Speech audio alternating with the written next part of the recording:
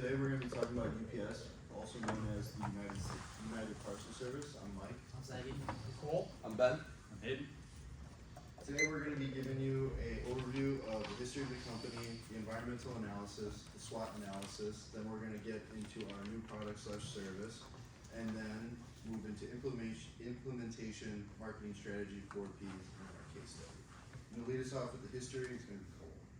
Alright, starting off here, UPS started all the way back in 1907. It started with a $100 loan. It was Claude Ryan and Jim Casey. They started this company in a Seattle basement.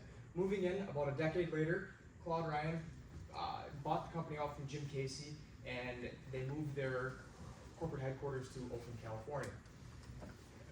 Moving another decade forward, they opened up a secondary headquarters in metropolitan New York City to kind of expand their footprint across the United States.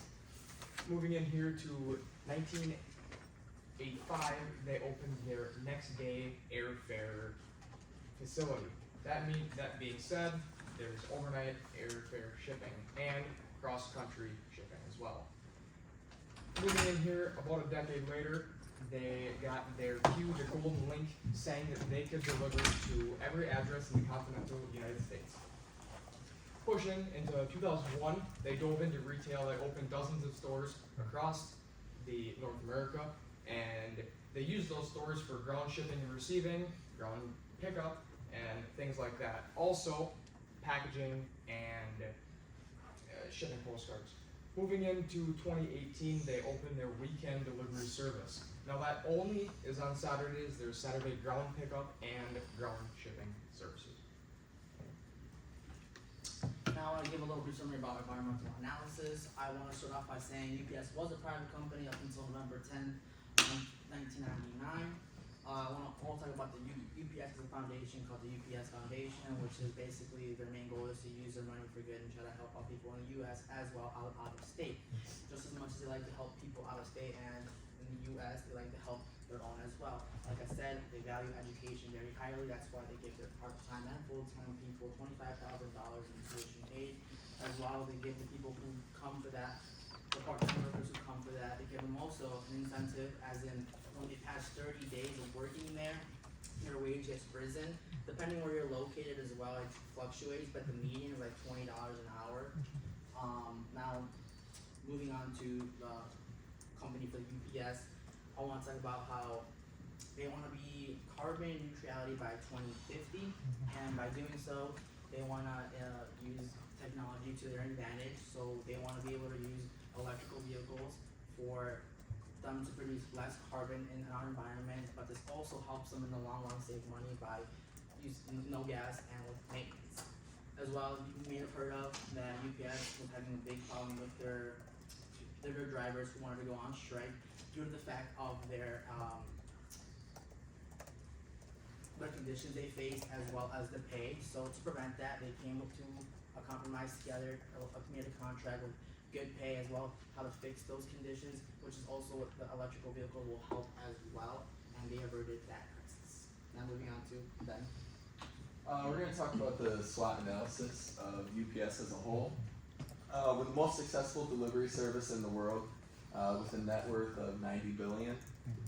FedEx is a close second with around $60 billion. We're also the best because we have the best treated labor force due to our involvement with the Teamsters Union. The Teamsters Union has been kind of providing labor to UPS since 2009. And just to touch on an opportunity, Saeed touched on it a little bit, electric cars, that would relieve a lot of stress of delivery drivers. And also drone delivery, which we've actually been testing out since 2019. Some weaknesses we have is we heavily rely on ground shipping, such as FedEx has a much larger air fleet.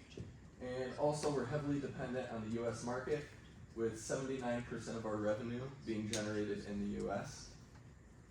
And then just a couple of threats is obviously our competition. You know, we have to keep innovating and staying ahead to prove to our customers that they should go with UPS, no one else. And then we're going to move it on to Cole. So one of the hugest problems that we've seen today facing is UPS long-term customer loyalty. Now, what we decided as a company to create is our UPS ground loyalty program. Now, what this ground loyalty program entails is we're offering the membership rebranding, we're offering a new product service, and we're also got a very specific launch date that should help us in the long run.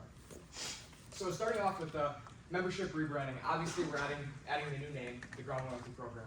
Second off, the new service we're adding a 9/130 rebate. Now, what some people might not even know what a rebate is. Some people may ask, what is that? So that is, you will get 9% cash back on orders over $100 within 30 days.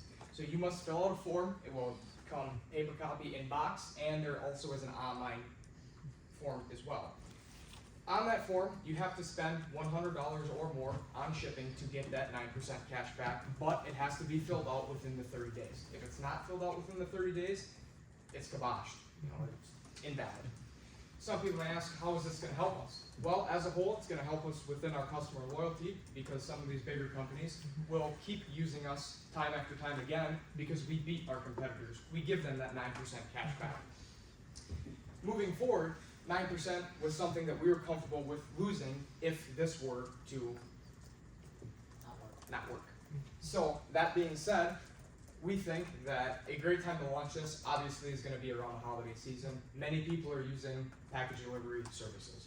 You know, you're shipping, you're receiving, things like that. We're going to start in the month of November because of Black Friday, Cyber Monday, Canada's Boxing Day, things like that.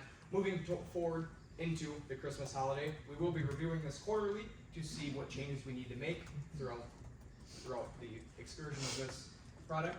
So, yeah, we're gonna. I'm going to talk about the implementation. We're going to be rolling out the product. Cole touched on it a little bit. Our advertisements are going to be introduced through emails and just other local advertisements. And then our rebate forms are going to be placed in UPS package boxes. And like he said, also the forms will be on the UPS app. Mainly our goal with this is to maintain our customer loyalty. So a lot of our advertising efforts will be toward existing customers. Some ways that we're going to evaluate is we're going to collect data by determining how many rebate forms are sent in via mail or sent in via online. And we're also going to evaluate revenue. As Cole said, also we're going to evaluate it quarterly to see if this rebate plan really is working or not. And we're going to move it on to Saeed. I want to talk a little bit more about our objectives. For our first objective, we want to be getting our service advertised more. We want people to, when people think of UPS, FedEx, USPS, they think of us like a shipping company, just shipping out their stuff. But we want them to think of us more as a company who wants to help them out. So we think that our idea will help them push to use our service more due to the fact that it's not just more of us, okay, we're shipping your stuff, done. But it's for us to help you out as well.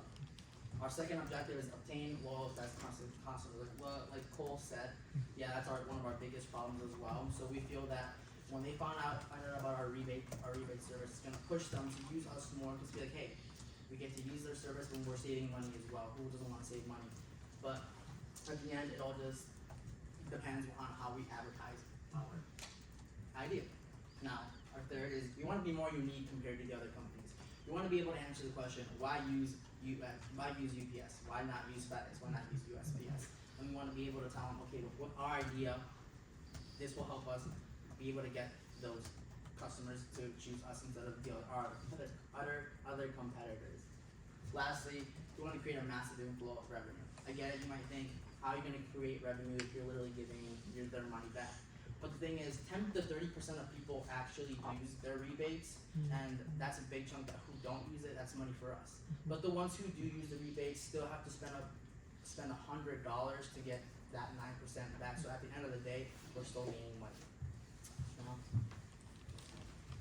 Right, moving on to our marketing strategy, the implementation of rebranding the service that we're providing is bringing attention to existing discounts that we provide and the new discount of the rebate.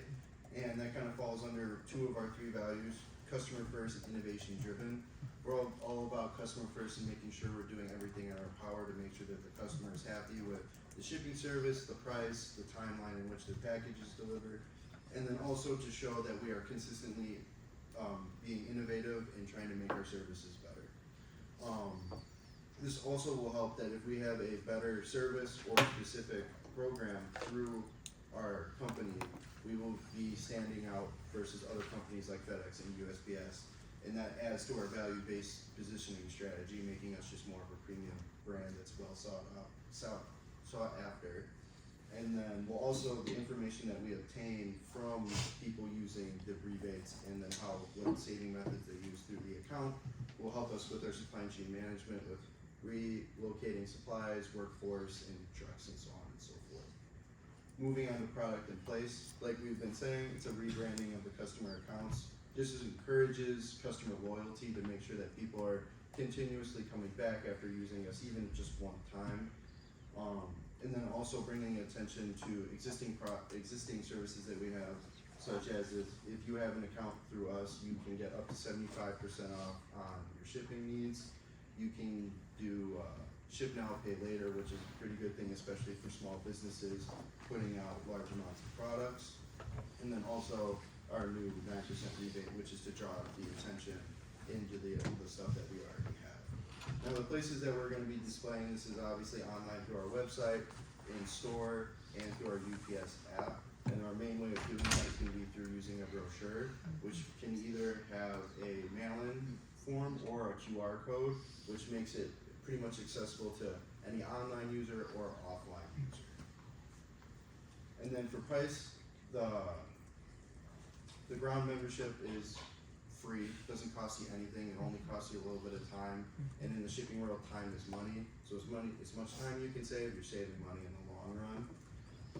But for our new product of the rebate, you do have to spend at least $100, so that's why we're releasing it around the holiday season in November, because our thought is that if people are sending lots of packages to say their Aunt Sally in California and they live in Michigan, they're gonna be spending a pretty penny to send those across the US. Especially for presents, depending on weight, they might be pretty heavy and rack up a pretty high bill. For more promotion, we'll be doing this through the mail with our shipping. We'll have the brochures in package, and then we'll be training employees in store to advertise this option that you can be saving money through just a quick couple-minute survey of filling it out, and then having it, of course, available online. And then moving on to the case analysis with a So we're gonna do another rundown of the case analysis. Two biggest competitors in the company in the industry, UPS and FedEx. They both offer a lot of similar things like logistics, freight shipment, air and ground travel. But the biggest difference in terms of what they focus on is FedEx is more airway heavy. They ship a lot of bigger things to different countries and around through planes. While UPS's big selling point is their ground transit. They ship a lot of smaller boxes through their trucks. And on that side here, got a little comparison between the two companies. They both have around the same amount of employees, about 530,000-ish. But like we said before, for UPS being truck heavier, they have a fleet of around 125,000 trucks compared to FedEx's 86,000. And on the other side of that, FedEx has more planes. They have around 700 planes to UPS's 586 planes. And these companies, they both ship a lot of packages daily. UPS ships around 24 million packages daily, and FedEx ships around 18 million packages daily. And UPS revenue is around 100 billion in 2022, and FedEx was around 90 billion in 2022. And then talking a little bit about the apps, both of these companies have online apps and accounts you can sign up for your shipping needs. And they both offer a lot of the same things, such as real-time tracking. You can get live updates on your purchases, on seeing where it's at. You can look for your stores in your area, get a map of that as well. And you do have to sign up for a free account for this, for free memberships. You get a lot of the more in-depth tracking things and such. And you can track multiple shipments when you sign up for the free memberships. And what we're adding to the account and app, obviously we're doing the rebranding of the name, changing it to the UPS Ground Loyalty name.